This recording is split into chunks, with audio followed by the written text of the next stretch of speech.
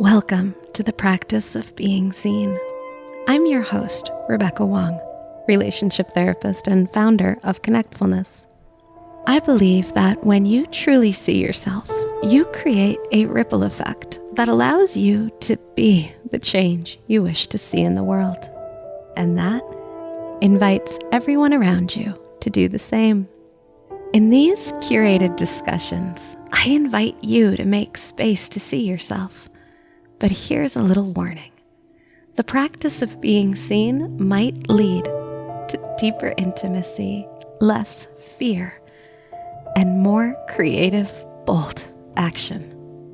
Are you ready to deepen your practice and be seen? Welcome back to the Practice of Being Seen podcast, episode number 42. Today, I'm joined by Tiffany McLain, a therapist consultant whose mantra is, "Full fees are the new black." Through her business, HeyTiffany.com, she helps upwardly mobile clinicians in private practice overcome their own shame about marketing and making bank so that they can help the clients who they're truly passionate about serving. She's been featured in Psychology Today magazine, Psych Central, Huffington Post, KGO Radio, and SF Weekly. I think you're really going to enjoy today's show. So without further ado, here we go. Hello, Tiffany. Welcome. Thank you so much for joining us. I'm really excited for today's conversation. Thank you for having me. I'm super excited to be on. I've been looking forward to this for a long time.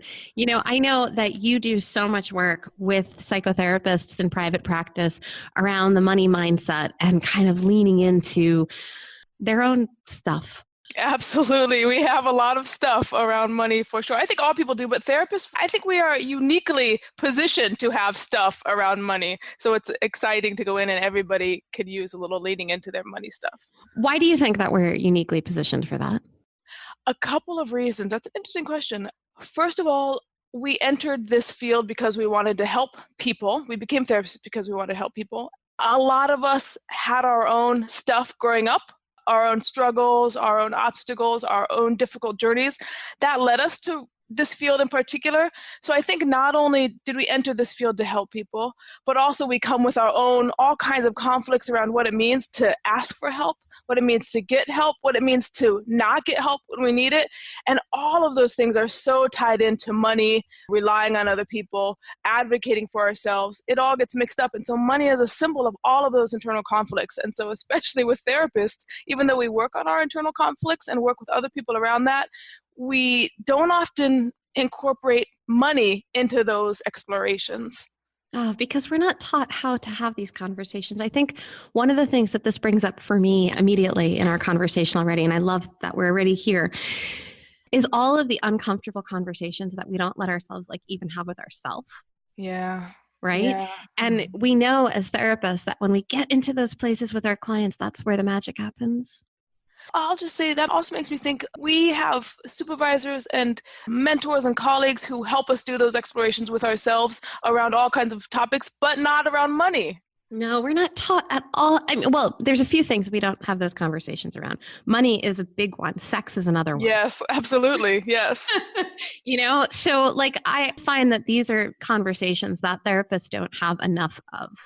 And I might even put in race and privilege and there's a whole bunch of other things that we could probably throw into that mix also. The conversations we're not having.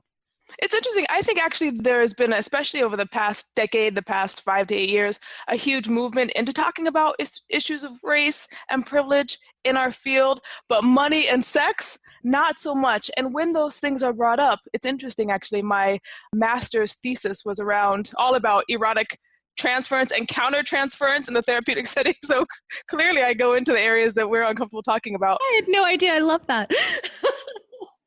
I think when we talk about money or sex, when it comes to our clinical practice, it's often around, don't do it, it's bad, end of story, don't think about it, that's bad, end of story. And so if we even imagine thinking about these things, there's a lot of shame and fear that's tied into it. Yes, so much. I think we get blocked there because we're also human. Yeah. And so many therapists, when that shame and that fear comes up, they don't know what to do with it. Absolutely. Actually, I'm curious, you started out by saying, you see that it's hard for therapists in our field to talk about things like sex, things like money. I'm curious, given that you work with therapists, you have the show, you do a lot of work around this. What kinds of stories or narratives do you hear from people around money when it comes to private practice? Mm. There's so many. There's so many different ones. But from I'm not worth that to I couldn't to they can't afford me to but that I feel guilty because I won't be helping.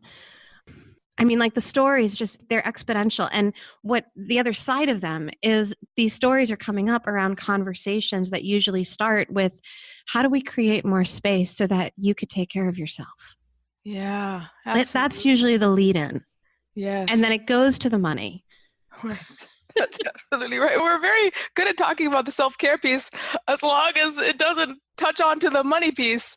Well, and we're good at talking about it as long as we're talking about somebody else's. Yeah, it's so true. That's absolutely right. All the things you're talking about, you hit on them. The guilt, the shame, the fear, the anxiety about can they pay or not. All of those things are just, we hear about them so much when we're talking to therapists about money. All of this stuff comes up. Yeah. And it's interesting because I mean, I know our clients may struggle with money, but I don't think they have the same amount of shame around it necessarily as our profession does.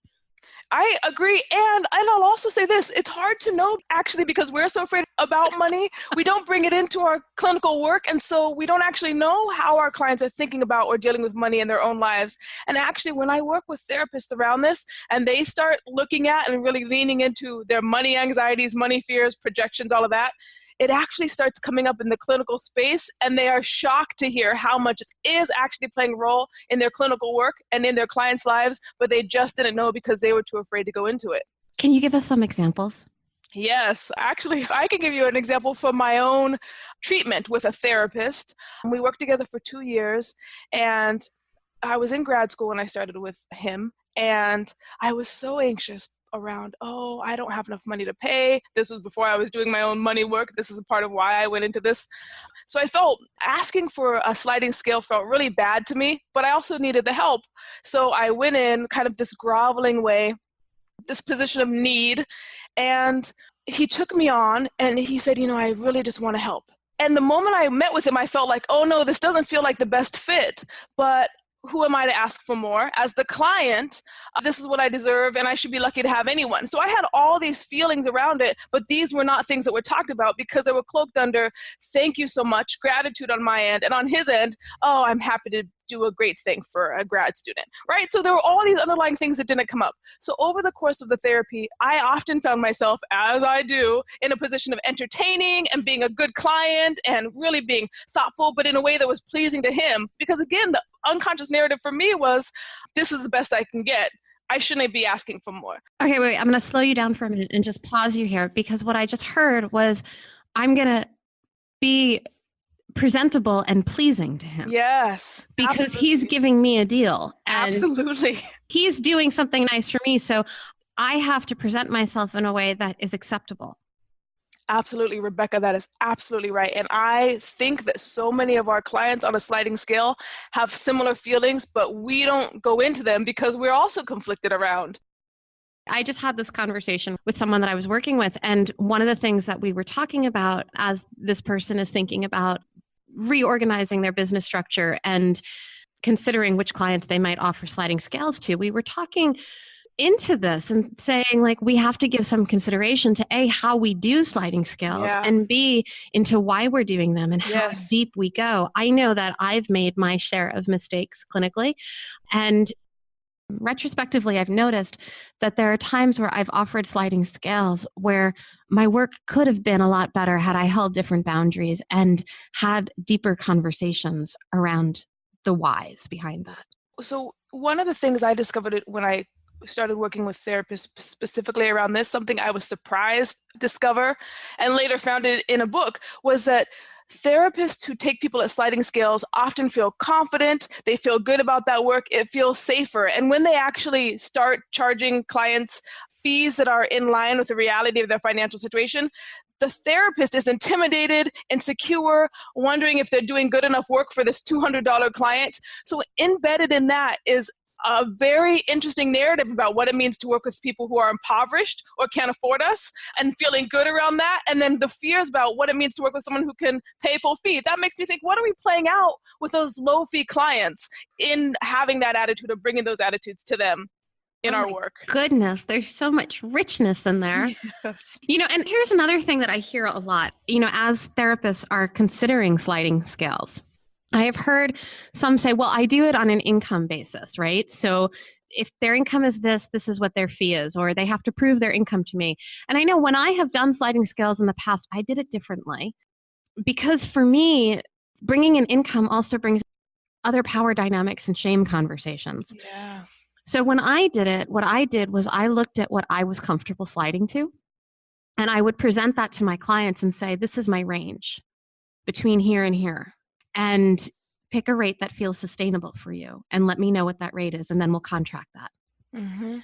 And we'll revisit it in X amount of time and et cetera, et cetera. And, when I bring that up to other clinicians, they say, well, they're always going to pick the low side. And that's not the case. Yeah, that's not the case.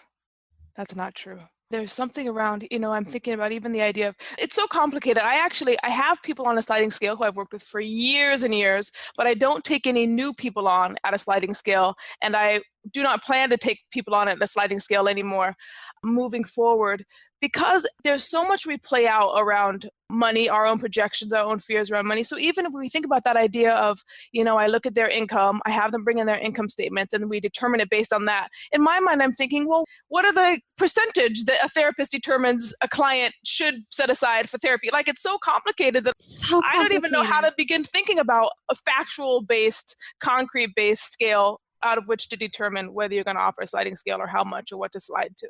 Yeah, it seems like it's taking the value of therapy and it's making the therapist determine it in a way, rather than giving the client that right to self-determination. And you know what? I'm so glad you brought that up, because I think so many therapists, because we're worried about our work or are we good enough, our self-worth issues get pulled into it, that we actually are afraid to hear or to know if our clients are willing to pay our full fee. So rather than getting to a place of saying, here's my full fee based on the reality of my financial situation, it's up to you to choose to take it or not. We do all kinds of twisting and games to not find out the answer about whether someone finds our work valuable and is willing to pay. Well, and so let's go there, because this is really a conversation about what are you worth, right? Yeah. And it's about doing that deep inner work to believe what you're worth, but then also letting other people, like giving them the right to choose whether they believe that you're worth it also. Yeah.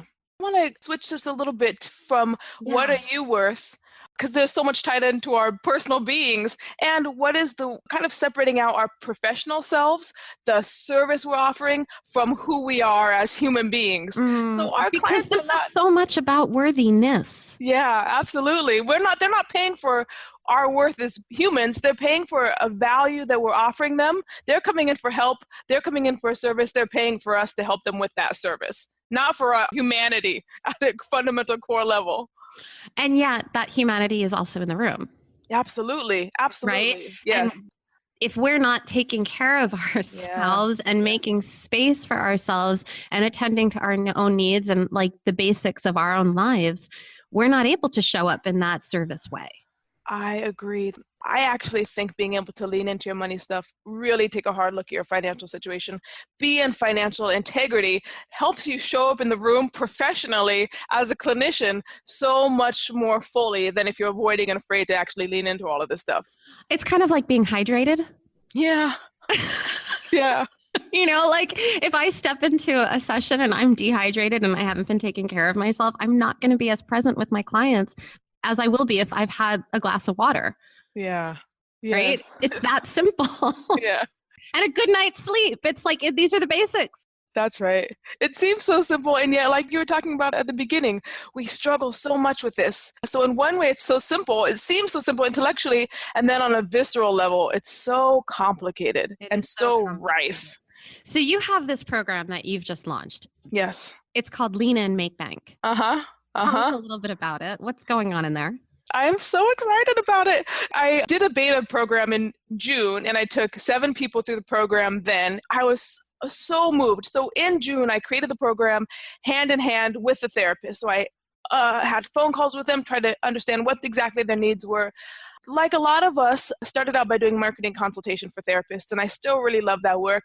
But I noticed that one thing that got in the way of even the marketing consultation piece, understanding who we wanted to serve and how we wanted to serve them, was this thing around fees. Therapists were so uncomfortable looking at money, talking about money, understanding the role that money played in therapy, that I was like, I have to step out actually from the marketing aspect of this for a moment and actually really hone in on and understand and help therapists understand what in the world is going on with this money stuff. So I created that program in June. It was a huge success. Therapists went from even, I had different results. Some people in the month right after the program making 600 more per month, 800 more per month. Somebody within the 90 days after graduating started making 1,200 more per month.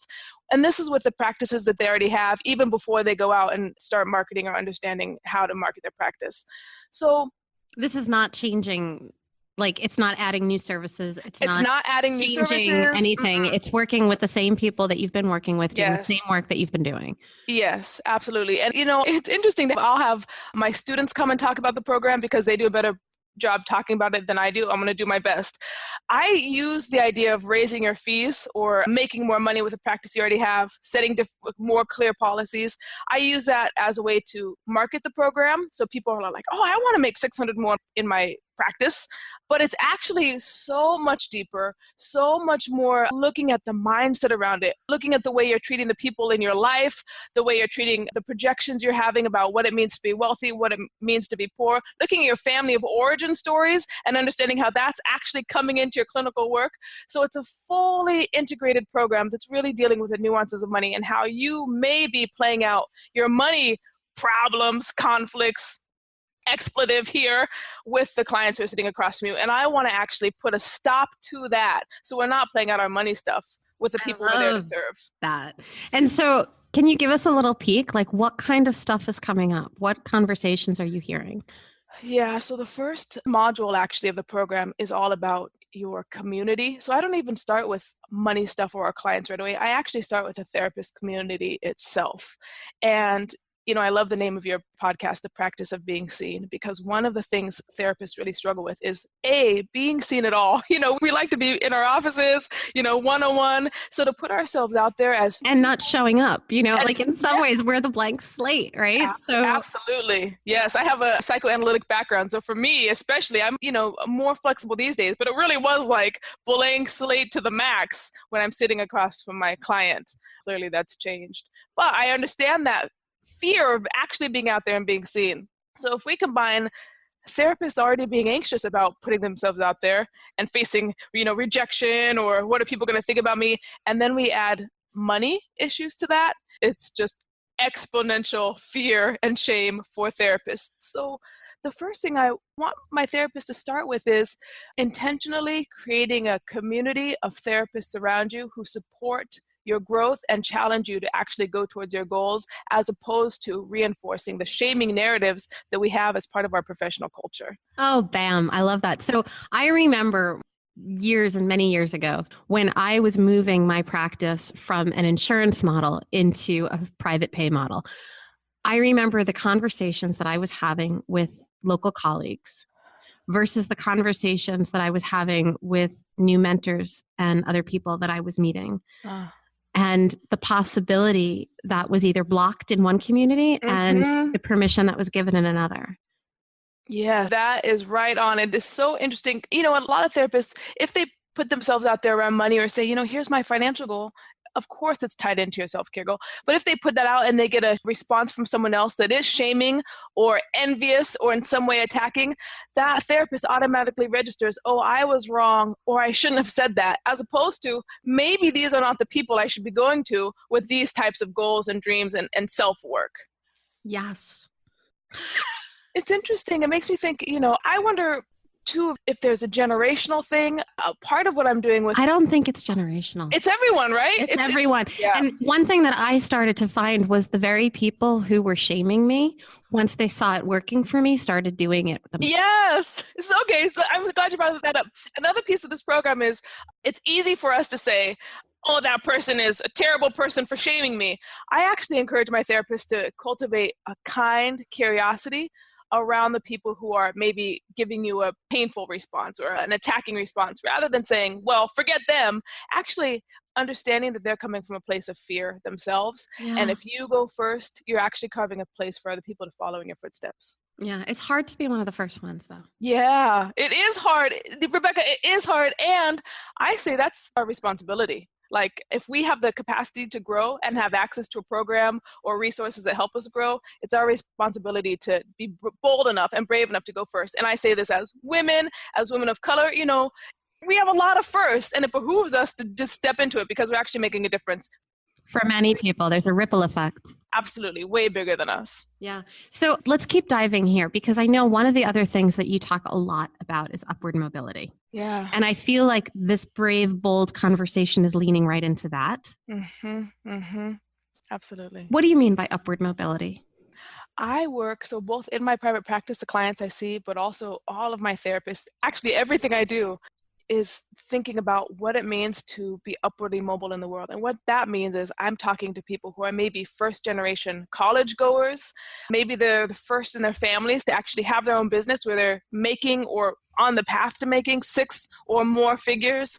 These might be people who are straddling class worlds or ethnic worlds. So these are folks who are having to understand or learn things or move forward in ways that generations before them were not able to do, or maybe did not have access to the same kind of privileges. And with that comes a lot of feelings of imposter syndrome. Can I actually do this? If I do this, am I leaving behind the people I love? All of these things get stirred up when we're talking with or about people who are upwardly mobile. Oh my God, so much. I know I've experienced like all of that in my own life. Give me an example. How has this come up? Oh man, shoot. I shouldn't have said anything. I know, now we're out. Being seen, Rebecca. Oh God. Okay, well, so this is not totally about money, but it is about upward mobility. He's going to kill me for this. But there have been times where, as I grow as a relationship therapist, for example, and I learn new skills and my husband and I are working on integrating them, I get worried that I'm going to leave him behind. Yes. Okay. That's perfect. Yes. We end up working through these things. But like, I have to say, there have been many therapy sessions where I've been sitting on the other side of the couch as the client, and that has been the conversation. You are not alone in that. That is extremely common. And it's not, when it's a romantic partner, it's especially scary. Like, if I grow, what does that mean? Is my partner actually going to grow with me? And it also happens with our families of origin, our friends we've had for a long time. What does it mean if I actually stop engaging in these patterns that I used to with them? Or if I actually start turning my attentions to not being a poverty mindset, where we're always talking about the struggle, but actually moving into a mindset where I'm talking about the growth and the potential. What does that mean for my relationships? It's really big hard. Stuff. It's really big stuff. Yeah. And one thing that I also noticed is that, like, in this past year, my husband and I have both been doing a ton of growing. And he recently got promoted at work. He got a really big promotion around the same time that I was going through a lot of expansion. And so it was really an interesting place for the two of us to be, because we were both so consumed internally with what was happening and both needing support, but our cups were so full that our ability to be there to support each other was compromised. We ultimately both really figured that shit out. Yeah. But and we've both grown a ton. Yeah. Ton in parallel to each other. But we joke around a lot that we're not supposed to both grow at the same time. You know what I think as you're talking about this, I'm like, oh my gosh, that's both crazy. And how did you do it? And the excitement of that challenge. I get so excited by the idea of challenges. I didn't used to. I used to be terrified and I would get paralyzed and fall down on the ground. But now I am so excited to hear, how do people actually move through those things, those next stages of growth and development? It is fascinating and exciting. It is. And I think it takes a lot, right? Like, I think we all need people who we can turn to. And for me, I had to find those people external from my husband. They couldn't be him. I needed to know who those people were, and that was a really big deal for me. It also takes the movement, right? Like, we have an option in those moments. We can either move and keep moving, taking the next step, or we can get stuck. Yeah. And like, even with my husband, with his job, which is, He's not an entrepreneur in the same way that I am. He works for a company, like a 9 to 5-ish type of job. But he had moments of doubt in there, like, oh, I shouldn't have taken this promotion, like as he was growing into it. Yeah. It makes me think it reinforces this idea that we need people. And one of the struggles with around both money and upward mobility, and us therapists as entrepreneurs, I have a friend here, Jessica Engel, who coined the term therapreneurs, which I love. So as therapreneurs, we actually do need a community to help us get to the next level. But when we go out to talk about these things or try to get to the next level and the community gives us back, or at least the people we're finding initially give us back grief or give us shade, throw us shade, it's really hard to know how to move forward. So one of the things I want to impress upon your audience, and one of the things I'm hearing you say, is that there are actually the people out there who will help you grow. You have to look for them. You may have to be persistent initially, but there are absolutely people out there who are making these changes. And this is what I love about the online world. As much as I have trouble and struggle with kind of all of the connectivity, one of the things I love about the online world is how much it helps us uncover who is like us, who thinks like us, who can be supportive even if we don't otherwise know them. That there is a lot of connection that's available out there and a lot of support when we lean into it. Yeah, even this podcast, like you bring it, I think your podcast, examples of podcasts like yours, even I encourage therapists to even listen to all of those and find the therapist or the people you're interviewing who feel like, yes, they're my people, they're on my level. Send them an email, reach out, connect, find out who they're connected to, and actually seek this kind of community. Yeah, because this community totally exists. I know we both run different programs. We both run different communities, that are focused on working through a lot of this imposter syndrome, this fear, this upward mobility. Yeah, absolutely. That's right. That's right. I love it. Tiffany, you want to take us back to the story you were just telling us a little while ago about your therapist? Yeah. So when we're thinking about money and the way it impacts our clinical work, a lot of therapists, a lot of us think, oh, I have money stuff, but it's not actually, but I'm a really great therapist. It doesn't actually impact my work. You could be a skilled therapist, and I will say hands down, no doubt, if you're avoiding money stuff or not in financial integrity, that is coming into your clinical work. So when I was talking about earlier, my experience of being a client on a sliding scale and my feelings of needing to be grateful or lucky for what I had, my experience of wanting to be a good client or be good because I was getting this, the sliding scale, so I better appreciate it.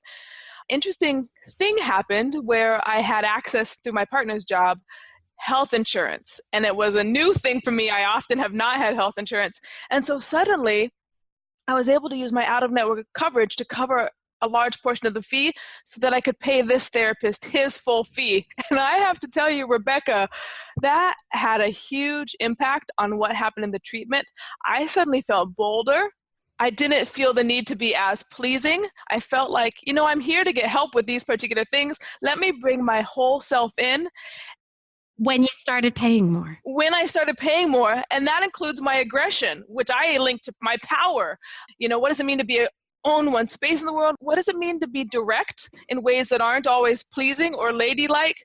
And the treatment fell apart with that.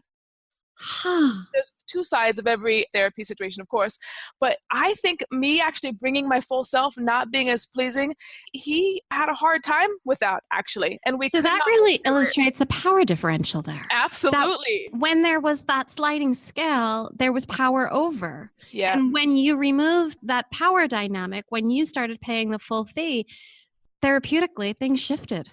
Absolutely, they shifted. And I think it was a hard lesson for me. It was really a hard thing to go through with him. I had a story, like if I bring my full self, it's going to be too much for people. And to have that play out in therapy was hard, but it also helped me think, okay, I can bring myself forward in the world. And in so doing, I can help other people, women, people of color, bring themselves forward in the world boldly and own their power. And that's actually had a big impact on my work with Hey Tiffany, my work with my clients, helping them to step boldly into the world.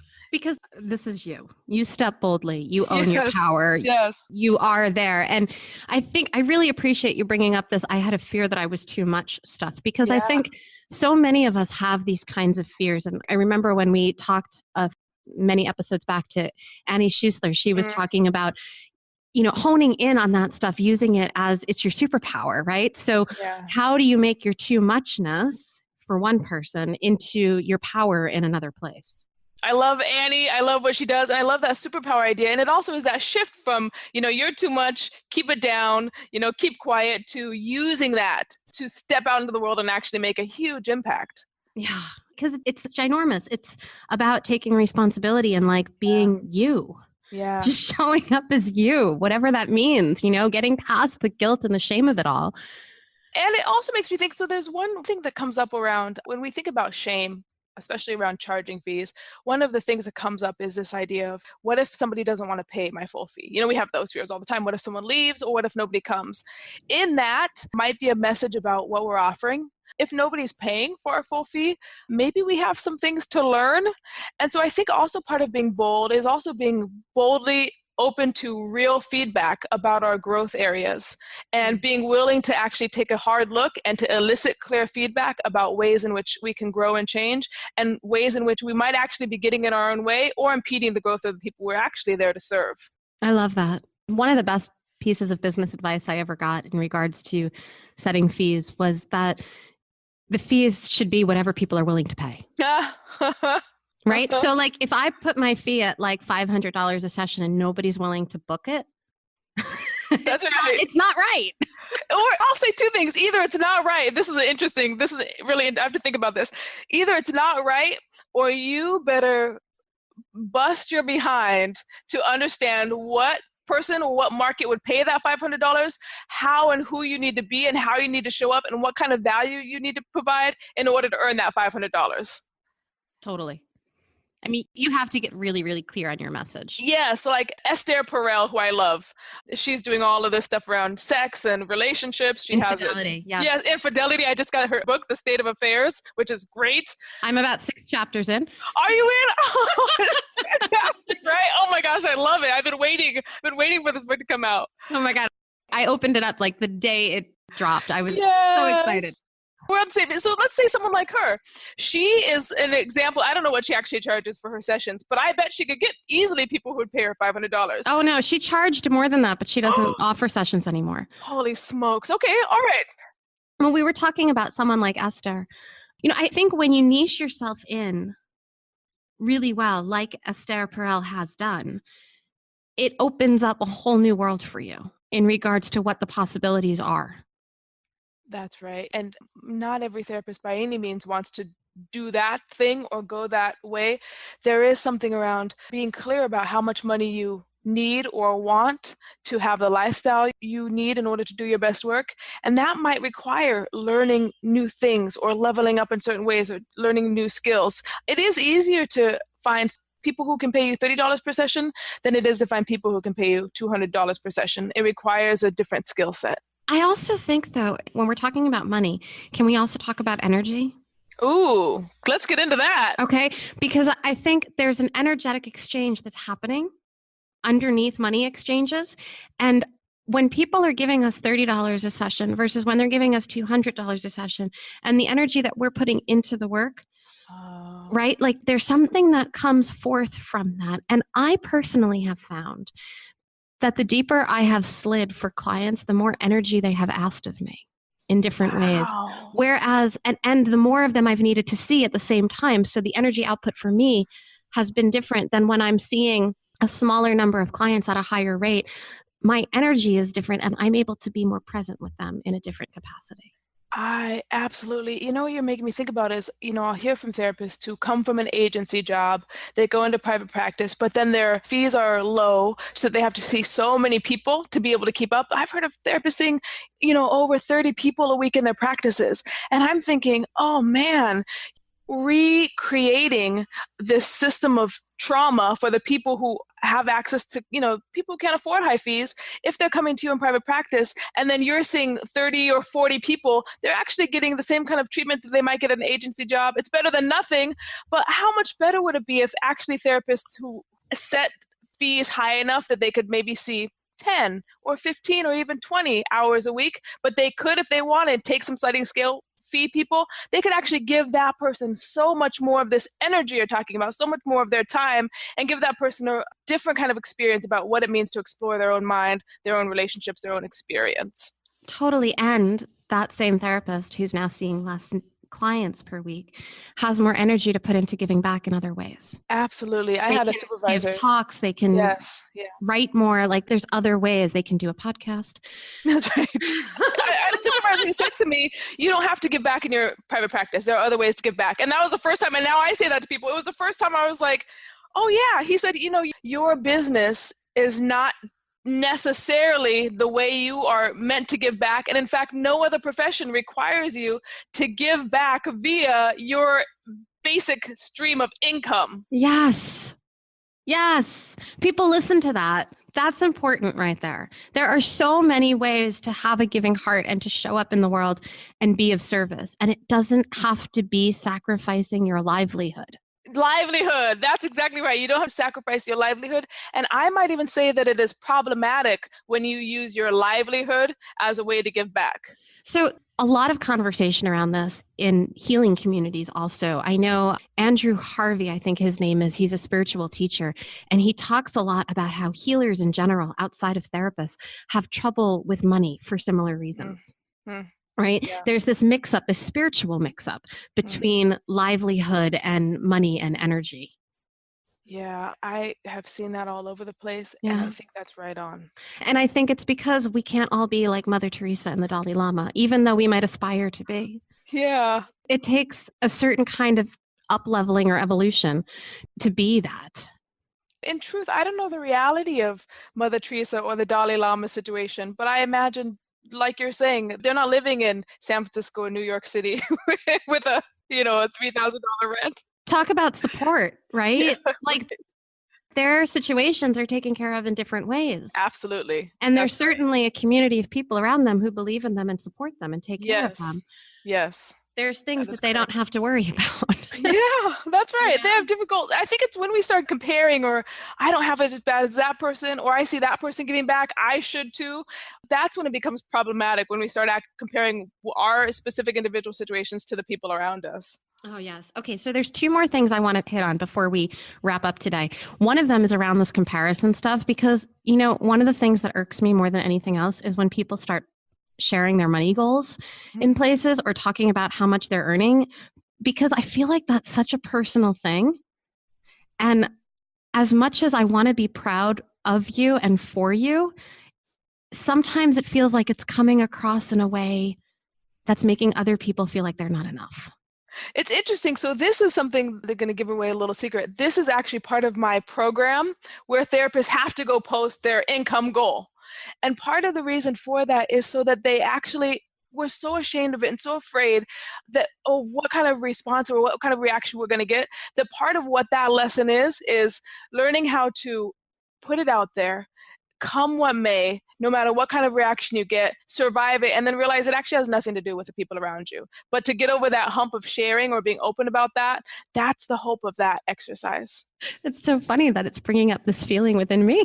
Yeah, absolutely. Because I think people then envy or compare and actually it's anything anyone else is doing actually has nothing to do with us.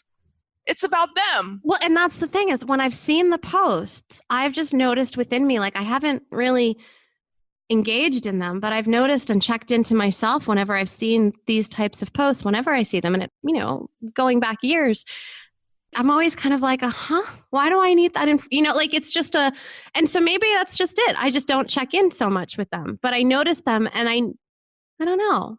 I love it. It's very exciting because I think about if someone posts, my mom's birthday is today, or, nobody needs to post anything about anything. Particular feeling around someone posting the income goal. That's really important, something to really pay attention to. Why is that specific thing people post the thing that irks you? I'm not sure. Maybe we could dive more into this together off air. We could, yeah. Why is it the thing that irks me? I think it's because it drums up comparison stuff. Yeah. That's a place that I'm really alert to.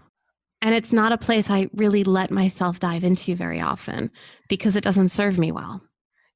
I love that you don't dive into it. I love that you're able to step back from the comparison thing. I'll say for me personally, as I've put myself out there more, as I've taken certain risks that are actually very scary to me, but I'm like, I gotta do it. I've had friends around me who say, I'm super envious of you. It makes me feel bad to see you succeed because then it makes me reflect on the ways I'm not succeeding. And so there's also something about having to deal with the envy of other people or the fear that, oh no, if I do well, am I going to make them feel bad? That's all stuff that comes up around money. And that's all stuff we have to lean into in order to get to the next level or to really show up in our practices or in our personal lives. We have to be willing to tolerate other people's feelings coming towards us. Totally. And we also have to know how to navigate our own feelings. Exactly. 100%. Yeah. Yes. Yes. Because I think the thing is that I'm noticing like these are the places where I feel triggered and I have to do some self-censoring. Yeah. So that I don't go into a competitive place, so that I can stay the course of what my goals are for me. Yeah. So that I can stay in my integrated space. Yeah. And be fully me. Those conversations are the ones that pull me out of this space, and they are the ones that I need to filter. Yeah, I think that is very insightful. You're very aware. If there are things or people or ideas that lead you to feel bad or, oh no, I'm not doing enough, absolutely filter those out. Don't engage. Understand, oh, I'm going to stay in my own lane. I'm going to play my own game because there's no other person in this game than me. Right. So, okay, here's my last question for you, and then I'll let you go. Talk to us a little bit about you in here and how this whole leaning into making bank and this program, but more so this focus in your work has shifted you. Oh. How has noticing all of these dynamics, having all these conversations around money up-leveled you in your life, and what kind of spiritual growth even has come out of that?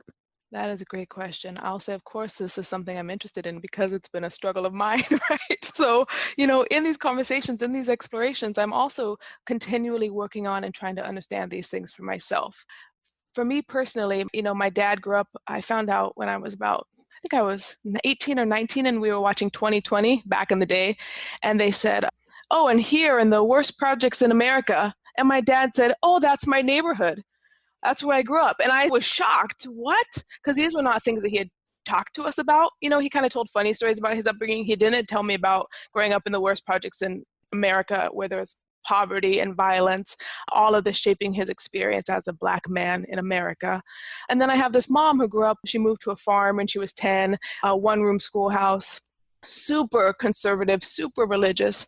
And so both of my parents had all kinds of stories around money. What does it mean to have it? What does it mean to be without it? And so all of these things have been in me as I've grown and changed. And so I have to say one of the huge impacts leaning into this money stuff has had on me is it's helped me start noticing all the scripts I have around money, all the fears I have around money.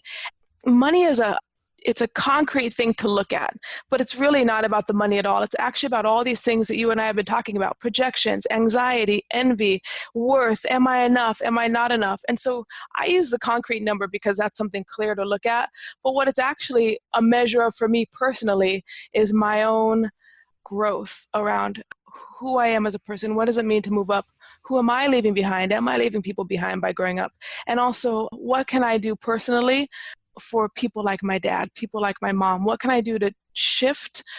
And we're going to get huge here, but this whole system of social justice that's messed up in our society. This is a small way that I can make an impact. And if I can make an impact here, I can actually, in the long run, one of my goals is I want to be able to pay for at least one, but hopefully ongoing, a foster kid to go through college. Like, these are the kinds of goals I have, but I can't do that unless I can do it for myself first. I love this. And I love how you just really highlighted and demonstrated the different ways we can give back. Yeah. When our own livelihood is kind of set aside and taken care of. And I'll say this too, I've also been able to work now 5 death penalty cases as a mitigation expert. In so doing, gotten 5 men either off death row or from going to death row. And I can do that because I'm taken care of in my practice. That gives me more room to do this life-changing work and life-saving work over here on the other side. So The social justice work. Absolutely, the social justice work. I mean, not just like, righting wrongs, but like making a difference in an individual's life. Not maybe the whole society, but an individual. Right. I think it's easy, and this is one of the places I used to get stuck is, who am I to do anything when all these other people are suffering? And the guilt or the pain of, another shooting that I'll see, another police shooting, these things can be literally crushing. Well, not literally, but devastating, absolutely devastating. And if I can figure out how to keep taking action and keep moving forward in the face of seeing these things, then I know that I can make a difference. And so that is the thing that drives me every day to get up and do this work. Oh, Tiffany, I so appreciate this conversation, and I would love to have you back on the show to talk more about this drive to do the work. I would love to. We have to do it for something bigger than ourselves. Otherwise, we're not going to be able to do it. I am totally in agreement, and I want to go into that conversation with you next time. Excellent. So let's leave that as a teaser for our guests. Perfect. Okay. So where can our listeners find you? People can find me at www.heytiffany.com. That's my website for therapists and private practice. Thank you so much. So enjoyed this conversation. Thank you. I very much enjoyed being here too. You do let people go deep. Thank you. Yeah, you're welcome. Thank you for going deep with me. Oh, did you love today's episode as much as I did? I hope so, and I would love to hear your feedback over at practiceofbeingseen.com/feedback. I'd also love to invite you to check out my last bonus episode about the Practice of Being Seen mentorship program, and perhaps come on over and join us there. The doors officially open for the Connectfulness Method mentorship program on November 27th, 2017, and I won't be taking any new registrations after that. I'm still taking registrations now, and I'd love to talk to you and see if this program is the right fit for you. You can go ahead and send me an email at practiceofbeingseen@gmail.com, and we'll set up a time to chat. The Practice of Being Seen podcast is produced by me, Rebecca Wong, along with the support of my amazing behind-the-scenes team, Nicole Stevenson and Christy Hausler. Music by Chris Farris, Jr. and Sr., produced by Kidney Stone Studio. We hope that you enjoyed the show, and will join us next week for another episode of the Popscast, brought to you by Connectfulness.